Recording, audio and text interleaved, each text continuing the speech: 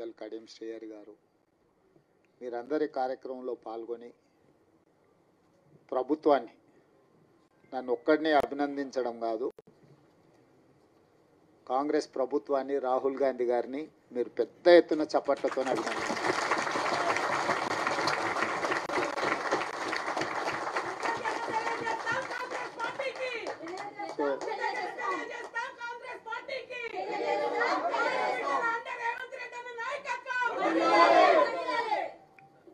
నేను ఎందుకు ఈ మాట చెప్తున్నా అంటే, మన నాయకుడు రాహుల్ గాంధీ గారు పట్టుదలతోని లేకపోతే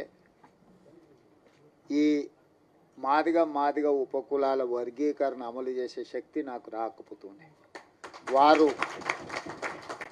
చాలామందికి భిన్న అభిప్రాయాలు ఉన్నా రాహుల్ గాంధీ గారు నువ్వు ఇది అమలు చెయ్యి, నేను ఉన్నా అని భుజం తట్టడంతో ఎన్ని సమస్యలు వచ్చినా దాని ఒక క్రమ పద్ధతిలో మంత్రివర్గ ఉపసంఘం చేసినప్పుడు నేను దామోదర్ రాజనరసింహ గారిని ఉపసంఘం చైర్మన్గా ఉండాలని నేను అడిగిన. దామన్న అన్నాడు, నేను కాదు ఉత్తమ్ కుమార్ రెడ్డి గారిని పెట్టు, అందరినీ సమన్వయం చేసుకోవాలి, రేపు నేనే ఉండి చేస్తే దామోదర్ రాజనరసింహ గారు ఆ సామాజిక వర్గానికి సంబంధించిన వాడు కాబట్టి వడ్డించేవాడు వాళ్ళోడే, వాళ్ళకే ఎక్కువ వడ్డించిందని చెడ్డ పేరు వస్తుంది. అట్లా కాకుండా మా న్యాయమైన హక్కు ఎవరిచ్చినా మాకు తప్పకుండా ఇస్తారు కాబట్టి ఉత్తమ్ కుమార్ రెడ్డి గారిని చైర్మన్గా పెట్టు అని వారు సూచన చేశారు. ఉత్తమ్ కుమార్ రెడ్డి గారిని చైర్మన్గా పెట్టి, దామన్నను కో చైర్మన్గా పెట్టి, పొన్నం ప్రభాకర్ గారిని, సీతక్కను, అదేవిధంగా శ్రీధర్ బాబు గారిని అందరినీ కమిటీలో వేసి, మల్లు రవి గారిని కూడా ఈ కమిటీలో పెట్టి 6 సార్లు సమావేశం చేసిన తర్వాత ఇది 7 మంది న్యాయమూర్తులు ఇచ్చిన జడ్జిమెంటు.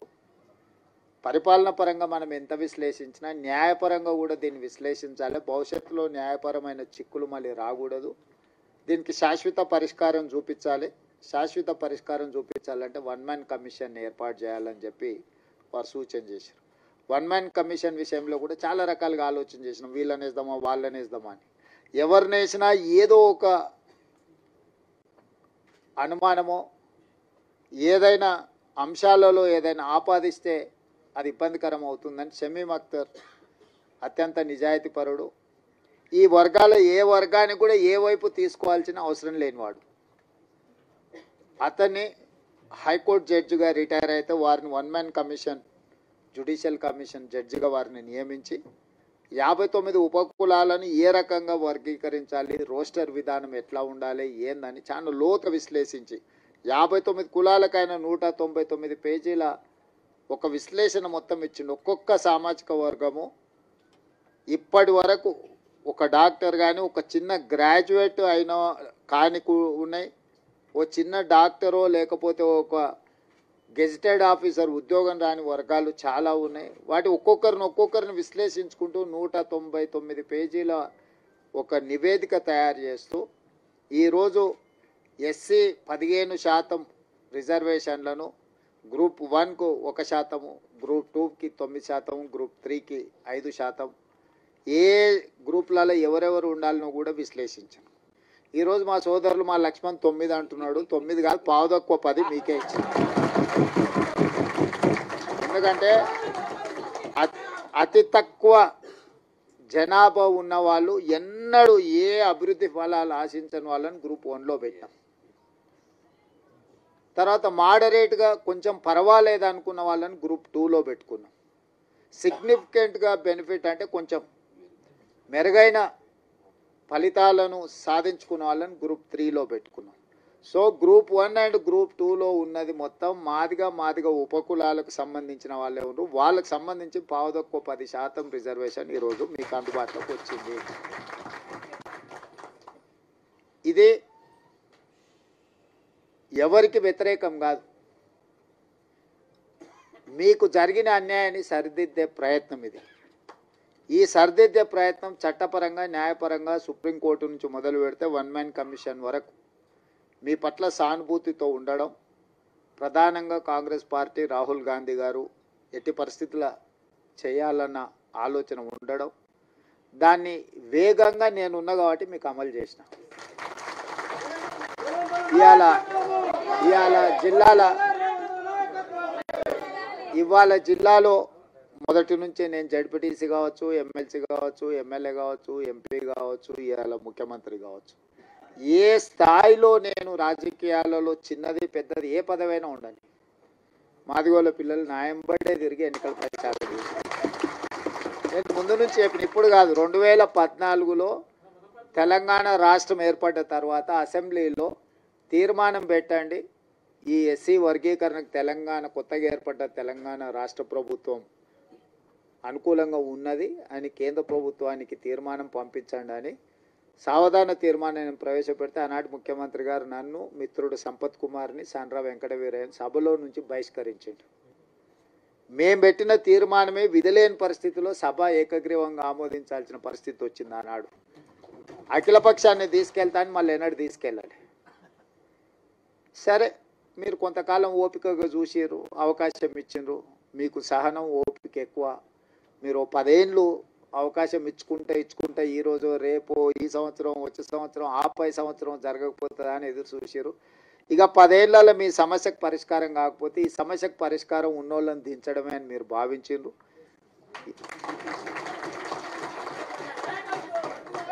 మీరు అవకాశం ఇస్తే మొదటి సంవత్సరంలోనే సుప్రీంకోర్టులో జడ్జిమెంట్ వచ్చిన, సుప్రీంకోర్టులో కేసులు సంవత్సరాల కొద్ది వాయిదా పడుతుంటే నేను అయిన తర్వాత దామన్నని పిలిచిన, మన ఎమ్మెల్యేలందరినీ పిలిచిన, అక్కడ సుప్రీంకోర్టులో కేసు వాయిదాలు పడుకుంటూ పోతుంది, ఇంకా దీన్ని వాయిదాలు వేయడానికి వీలు లేదు, మనమే ప్రత్యేకంగా ప్రభుత్వం నుంచి ఉద్దండులైన న్యాయవాదులను నియమిద్దామన్నా, నువ్వు ఢిల్లీకి వెళ్ళు, ఎమ్మెల్యేలందరినీ తీసుకొని అని చెప్పి వేముల వీరేశాన్ని, మందుల శామ్యుల్ను, గవ్వంపల్లి సత్యనారాయణ, లక్ష్మణ్ని, అందరినీ ఎమ్మెల్యేలందరినీ దామన్నకు తోడిచి ఒక కమిటీ లాగా ఢిల్లీకి పంపించి మన సిద్ధార్థ్ లూత్రాను, అభిషేక్ సింఘ్వీని, వీళ్ళందరినీ న్యాయవాదులను అందరినీ మన తరఫున సుప్రీంకోర్టులో బలంగా కేసును బెంచ్ మీదకి తీసుకొచ్చి బలంగా వాదనలు వినిపించినాం. ఎందుకు వర్గీకరణ చేయాలని దాని మీద. పంజాబ్ వర్సెస్ యూనియన్ ఆఫ్ ఇండియాలో ఉన్న కేసు చాలా ఏళ్ళ నుంచి పెండింగ్ ఉంది. దీంట్లో మీరు అందరు పిల్లలు చాలామంది చదువుకున్న వాళ్ళు ఉన్నారు. ఏళ్ళ కొద్దీ వాయిదాలు పడుతున్నదాన్ని 7 మంది న్యాయమూర్తులు ఒక దగ్గర కూర్చోవడం అంత తలకగా పని కాదు. ఒకరు కూర్చునుడే కష్టం ఉంది. ఇవాళ రేపు 7 మంది ఒక్కసారి ఇట్లా లైన్గా కూర్చొని మీ వాదనలు వినాలంటే కంటిన్యూస్గా వాదనలు వినిపించి సుప్రీంకోర్టును మెప్పించి సుప్రీంకోర్టులో జడ్జిమెంట్ తీసుకొచ్చి ఆ జడ్జిమెంట్ని ఏ రాష్ట్రం ఈ దేశంలో అమలు చేయలేదు. ఏ రాష్ట్రం, ఏ కేంద్ర ప్రభుత్వం. ఇవాళ మా సోదరుడు ఎక్కడైతే మద్దతు పలుకుతాడో, నాకు మంచి మిత్రుడు ఆయన, నాకేం విభేదాలు, నేను మళ్ళీ మీరు ఎవరైనా అనుకున్నారు, కృష్ణమాదిగతో నాకు పర్సనల్ రిలేషన్ చాలా గొప్పగా ఉంది. ఆయనతో నాకు ఏం చిన్న ఎంట్రకాంత కూడా మాకు భిన్నాభిప్రాయాలు. కాకపోతే నాకంటే ఆయన కిషన్ అన్నను, మోడీని ఎక్కువ నమ్ముతుండు. కానీ వాళ్ళ ప్రభుత్వాలు ఉన్న దగ్గర కూడా ఎక్కడ అమలు చేయలే. ఎక్కడ కూడా ఏ రాష్ట్రంలో అన్న వాళ్ళ ప్రభుత్వం ఉన్న కానీ ఇన్ని రాష్ట్రాలలో వాళ్ళ ప్రభుత్వం ఉందేనా చేసిరా. కానీ నేనేందంటే ఈ వర్గాలకు అన్యాయం జరిగింది, ఇక నేను ఉన్నప్పుడు కూడా న్యాయం చేయకపోతే వీళ్ళకి ఎవ్వరు న్యాయం చేయరని నేను బలంగా నమ్మిన. అందుకే ఇంకెవ్వరు ఏమన్నా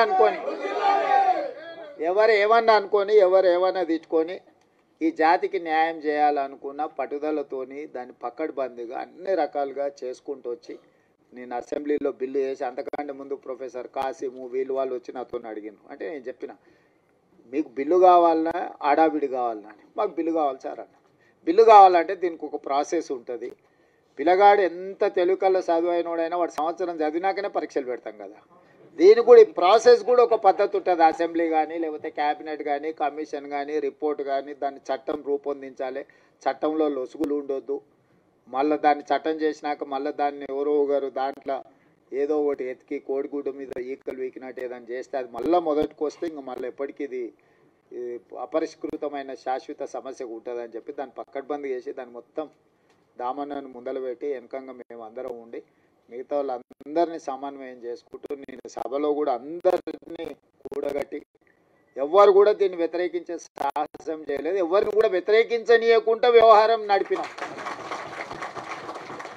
ఎందుకంటే దీన్ని అందరి ఆమోదంతో ముందుకు తీసుకెళ్తున్నాను ఒక అభిప్రాయం ఇవ్వడం ద్వారా మాదిగ ఉపకులాలు ఎవ్వరికి అన్యాయం చేస్తలేరు. వీళ్ళు వాళ్ళ న్యాయమైన హక్కు కోసమే వాళ్ళు ప్రయత్నం చేస్తున్నారు అనే ఒక విస్తృత అభిప్రాయాన్ని కల్పించడం కోసం ప్రభుత్వం పూర్తిగా ప్రయత్నం చేసింది. ఇవాళ దాన్ని సాధించుకున్నాం. నేను ఆయన అసెంబ్లీలో చెప్పిన దీన్ని కొలిక్కి తెచ్చే వరకు ఏ నోటిఫికేషన్ ఇవ్వనని. ఆయలటి నుంచి ఇవాళటి వరకు ఒక్క నోటిఫికేషన్ కూడా ఇవ్వలే. ఎందుకంటే నాకు కూడా దీన్ని ఏదో ఒకటి తేల్చాలి. ఎన్నేళ్ళు 30 ఏళ్ళ నుంచి 35 ఏళ్ళ నుంచి ఇది సిక్కుముడై జటిలం అయిపోయి ఇది సమస్యగా తయారవుతుంది. దీనికి ఒక పరిష్కారం చూపిస్తే చరిత్రలో ఎప్పుడైనా చిన్న సాయం చేస్తేనే మీరు ఎక్కువ గుర్తుపెట్టుకుంటారు. పూట ఇంత అన్నం పెడితే కూడా 10 ఏళ్ళు 20 ఏళ్ళు ఈ జాతి నమ్మకంగా ఎంబడి నడుస్తుంది. ఓ పూట భోజనం పెడితే కూడా నమ్మకంగా నడుస్తారు. గ్రామాలలో మాకు తెలుసు. ఎందుకంటే పొలం కాడు మీకు మాకే కాదు ఉన్నది సంబంధం అంతా. బాయికాడ ఏదైనా ఉన్నది మీకు మాకే సంబంధం కాబట్టి మీ గురించే నాకు పూర్తిగా అవగాహన.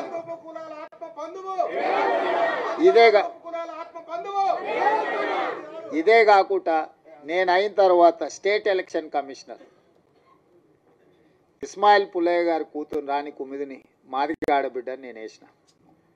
100 ఏళ్ళ హిస్టరీ ఉన్న ఉస్మానియా యూనివర్సిటీకి 100 ఏళ్ళ నుంచి ఏ దళితుడు కాలే. మొదటిసారి దళితుని, అది మాదిగలకు సంబంధించిన కుమార్ ఇలా ఉస్మానియా యూనివర్సిటీ వైస్ ఛాన్సలర్ చేసిన. ఉస్మానియా యూనివర్సిటీ ఆర్ట్స్ కాలేజ్ ప్రిన్సిపల్గా ప్రొఫెసర్ కాసిమ్ని ఈరోజు మన ప్రభుత్వాన్ని నియమించింది. అదేవిధంగా దామన్న సరే ఆయన డిప్యూటీ సీఎంగా చేశారు, ఇవన్నీ చేశారు. లక్ష్మణ్ని విప్పుగా చేసినాం. అదేవిధంగా మనము రాజీవ్ గాంధీ IIIT బాసరకు మనము మాదిగా వైస్ ఛాన్సలర్ని మనం నియమించుకున్నాం. పబ్లిక్ సర్వీస్ కమిషన్లో పాల్వాయి రజనీ కుమార్ని ఈరోజు మెంబర్గా మాదిగా ఆడబిడ్డని ఈరోజు విద్యా కమిషన్ వేస్తే చారగొండ వెంకటేష్ని వేసినాం. ప్రొఫెసర్ పురుషోత్తం గారిని రిటైర్ అవ్వగానే ఇమ్మీడియట్గా హయ్యర్ ఎడ్యుకేషన్లో వైస్ చైర్మన్గా నియమించుకున్నాం. అదే సరే సీఎం ఆఫీస్ సరే టికెట్ల విషయంలో సరే అంటే నేను ఎందుకు ఇవన్నీ మీకు చెప్తున్నా అంటే గతంలో మీకు చిన్న అవకాశం రావడానికి చాలా కష్టం ఉండే. ఇవాళ state election commissioner, Osmania university, Rajiv Gandhi IIIT, higher education, విద్యా కమిషన్, పబ్లిక్ సర్వీస్ కమిషన్, ఎక్కడైనా నాకు ఏ అవకాశం వచ్చినా ఎవరు ఏమని అనుకొని వీళ్ళకి ఈసారి చేయాల్సిందే అని చెప్పి అవసరమైతే మా వాళ్ళని పక్కన పెట్టి కూడా మీ వాళ్ళకి చేసిన. ఎందుకంటే మీకు నష్టమైంది కాబట్టి వీళ్ళందరినీ మేలు చేయాలి, మేలు చేస్తే ప్రయోజనం ఉంటుంది, మీరందరూ బాగుపడాలని నా సూచన ఒక్కటే, అవకాశం వచ్చినప్పుడు నిలబెట్టుకోండి. దాన్ని 10 మందికి సాయం చేయడానికి ఉపయోగించండి. మన వాళ్ళకి ఏమవుతుందంటే మీకైనా మాకైనా రాగానే జర పుర్సత్ అయిపోతాం, మనం జర రిలాక్స్ అయిపోతాం, జర దావతులకు గీవతులకు ప్రాధాన్యత ఇస్తాం. దాంతో ఏమవుతుందంటే చూసినావా వీళ్ళకి అవకాశం ఇస్తే నిలబెట్టుకోలేదు, వీళ్ళకి అవకాశం ఇస్తే గిట్ల చేసిరు, వీళ్ళకి అవకాశం ఇస్తే గట్ల చేసిరు అని ఎదురుగున్న వాళ్ళు మన వెనకంగా మాట్లాడుకుంటారు. అందుకోసం నేనేమంటున్నట్టు ఈ అవకాశం వచ్చిన వాళ్ళు కానీ రేపు భవిష్యత్తులో ఈ ఉద్యోగాలలో డాక్టర్లుగా, లాయర్లుగా, ఇంజనీర్లుగా, IASలుగా, IPSలుగా మన పిల్లలు ఎవరైనా చివరికి హోంగార్డ్ కానీ కానిస్టేబుల్ కానీ 10 మందికి సాయం చేసేటట్టు మనం దీన్ని నిలబెట్టుకుంటే ఏమవుతుంది అంటే ఇంకో 10 అవకాశాలు వస్తాయి.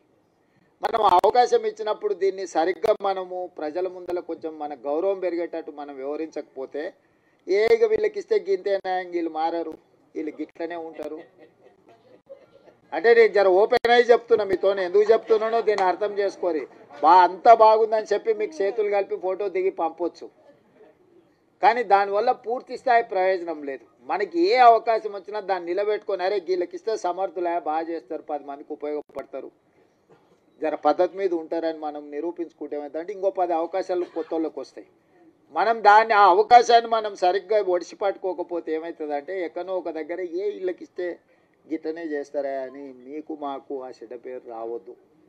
అందుకోసమని ఇచ్చిన అవకాశాలు ఇచ్చిన వాళ్ళకే కాదు, రేపు వచ్చే అవకాశాలలో ఏ ఉద్యోగం వచ్చినా ఎవరన్నా మనోళ్ళు వస్తే కూర్చోబెట్టి మర్యాద ఇచ్చేవాళ్ళని పని ఉంటే చేసి పెట్టురు, లేకపోతే వాళ్ళకు సలహా ఇయ్యరు. ఒకసారి వాళ్ళకి తెలియదు, పాపం ఎక్కడి నుంచో కింద నుంచి కష్టపడి వస్తాడు, వాళ్ళకి తెలియక ఏదన్నా అట్లా ఇట్లా కొంచెం మాట్లాడతారు, వాళ్ళు కూర్చోబెట్టి మాట్లాడేది నేర్పాలి, పని ఎట్లా చేసుకోవాలో నేర్పాలి, ఈ పని ద్వారా 10 మందికి ఎట్లా మనము సాయం చేయాలో కూడా వాళ్ళకు కొంచెం ఓపిక తెచ్చుకొని నేర్పాలి. మేము అయిపోయినాం కాబట్టి మేము ఇంకా మిగతా వాళ్ళకి మేము పెద్దగా చెప్పము అనే విధానం మనకు ఉండొద్దు. ఎందుకంటే ఇది ఒక గొప్ప అవకాశం. ఈ గొప్ప అవకాశాన్ని 10 మందికి ఉపయోగపడే విధంగా చేయండి. ఏది ఉన్నా నేను ఉన్నంత వరకు మీ ఓడే ఉన్నాడు అనుకోండి కుర్చీలో. ఎందుకు చెప్తున్నా అంటే నాకేమి ఇంటికి తీసుకుపోయేది ఏంది లేదు. నేను ఏది నా ఇంటికి తీసుకుపోను. 10 మంది ఇబ్బందులు ఉన్న వాళ్ళకి సాయం చేయడానికి నేను ఉన్నా. నాకు పేరు తప్ప ఇంకేంది లేదు. అరే నన్ను కనిపిస్తే మీరు నమస్కారం పెడితే నాకు సంతోషం అవుతుంది. గతే అరే మాకు అన్న చేసి నమస్తే అన్న, నన్ను గుర్తుపట్టినా గుర్తుపడకపోయినా, నేను మిమ్మల్ని గుర్తుపట్టకపోయినా నమస్తే పెడితే నేను చేసిన పనికి నాకు సంతోషం కలుగుతుంది. నేను అంతమించి మీ నుంచి ఏం ఆశిస్తలేదు. ఆయన సతీష్ మాదిగా నేను పొట్టేలు కోసి దావతీయమని కూడా నేనేం అడుగుతలేదు. ఆయన కూడా అప్పుడప్పుడు చెప్తుంటా కానీ వినడు, అప్పుడు అట్లా ఇట్లా చేస్తుంటాడు. ఆయన దృష్టిలో పెట్టుకొని ఇప్పటి దగ్గర చెప్పిన, శిలక్కి చెప్పినట్టు చెప్తినరా నాయన నీకెందుకు నేను ఉన్నా కదా అని అంటే ఉన్నట్టు ఉంటాడు, అప్పుడే అట్లా పోయేస్తాడు.